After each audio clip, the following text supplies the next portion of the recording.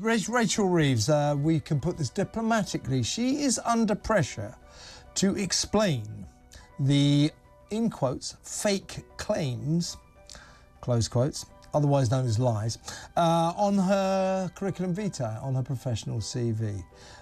Let's talk to political correspondent at The Spectator, James Heal. Yeah, James, Rachel Reeves is not the first politician to shall we say, embellish their background. But this is sort of reaching a bit of a head with her, isn't it?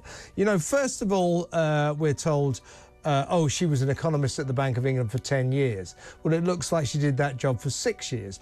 She said, I was also an economist in my first job as for the Halifax Bank of Scotland. In fact, her team now admits she wasn't an economist there. She worked in something called retail banking. So I'm sure she wasn't. What happens when a politician speaks as if he's just reading from a script he doesn't believe in? That's exactly how Rachel Reeves showed up in her last interview, and it was amazing. She stammered in her answers, repeating hackneyed phrases that we've all heard before, as if she was trying to memorize the next line. It wasn't just unconvincing, it was extremely uncomfortable to watch. Rachel Reeves tried to look confident, but her flaws were obvious. Her answers sounded empty and almost mechanical, without touching on the real issues that people care about. Instead of acknowledging the current difficulties of the Labour Party, she resorted to learned excuses, trying to shift the blame to others. What was the result? The audience left with even less confidence in her than before. Rachel Reeves should do the right thing and resign. Oh, good Lord. We've all lied on our CV. I think she just needs to fess up. It's not a question of lying on the CV, Nick. This is a case of deliberately misrepresenting your experience.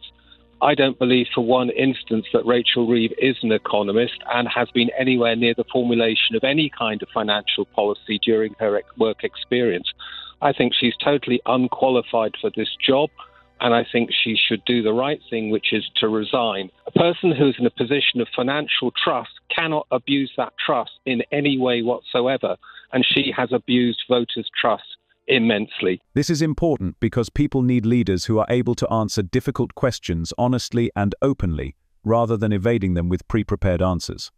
Not only has Reeves failed to gain trust, but she has made the task even more difficult for anyone who wants to believe that Labour is ready to meet the challenges facing Britain. It's not often that Laura Kuenssberg comes out of an interview in a good mood. She's usually criticised for being too soft or for being out of her depth. But this time, Rachel Reeves made her job easier by offering more tricks than real ideas. As a result, Reeves allowed Kuenssberg to look competent, which even her critics could not deny. The contrast was striking, and it highlighted how important it is for politicians to be sincere and open, especially in such difficult times.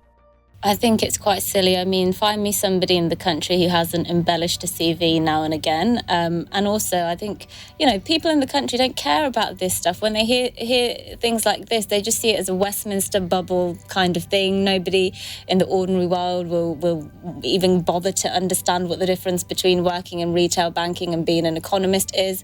And so I think it's a bit of a silly story, really. Laura Kuenssberg persistently asked Rachel Reeves key questions, but instead of confidently answering, Reeves either got confused or resorted to the usual tactics of accusations. It didn't look like a clever digression, it was a clear avoidance, and anyone watching couldn't help but notice it. Her inability to answer direct questions only reinforced the impression that Kuenssberg looked more confident and prepared than a politician in a difficult position. If Reeves thought she could easily get through the interview, she was very wrong. Her lack of preparation not only put her in an unfavourable light, but also caused serious concerns among the leadership of the Labour Party. Just ask the Conservatives. They paid the price for their incompetence, their dishonesty and their rule breaking. We are still selling arms to Israel. I'm all for a motion to change, Rachel. I'm right out. Our third step.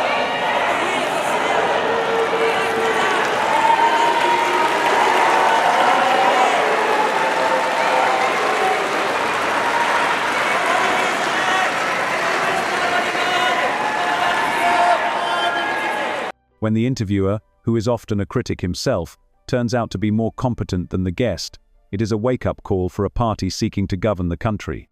If there was already discomfort during the interview, the situation only worsened when Reeves was faced with a simple but important question: have the last 6 months of the Labour Party's work been successful? Instead of giving a direct and honest answer, she once again resorted to the hackneyed strategy of blaming someone else. Her response was not direct. She pointed the finger at the previous government, claiming that Labour inherited a mess. This excuse might have worked in the first weeks, but after 6 months, people expect results, not excuses. For Reeves, it wasn't just a difficult interview, it was a painful reminder of why so many voters feel disconnected from politicians. People crave accountability and sincerity, not pre-memorized excuses that only add to their frustration.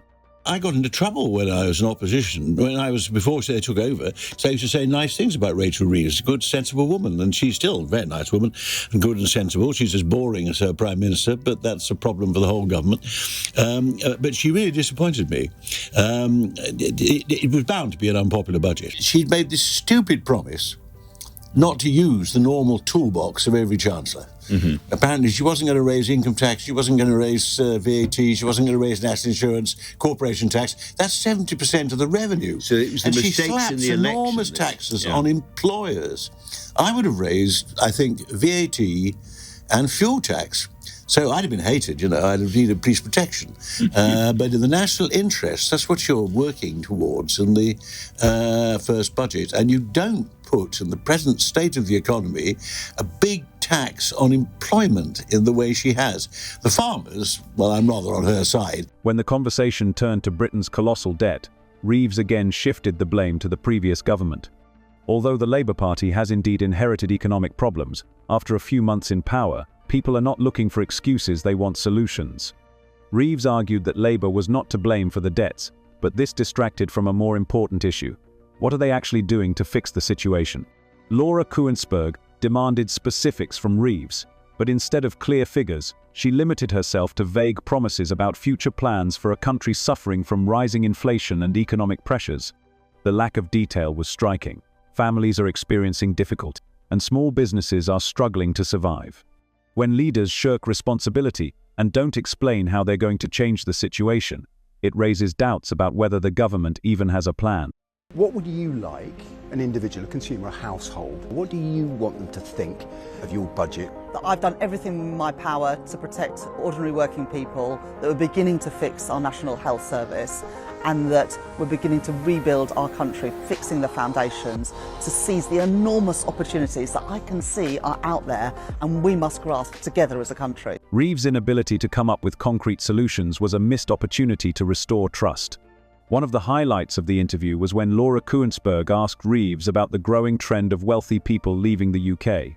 This is a serious concern, but Reeves' response did not clarify the situation. She continued to repeat the usual theses, arguing that economic growth is the main priority of the Labour Party and that the government is working on this every day, but reality tells a different story.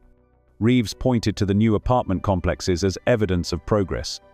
However, here's the problem. 5 out of 7 such houses belong to migrants, British families who are not experiencing difficulties, or those who are buying a house for the first time. This has only increased concerns about who actually benefits from the Labour Party's policies. Meanwhile, wealthy entrepreneurs and business owners pack up and move to countries with more stable tax policies. What do you think about this video? Share your thoughts in the comments. See you later.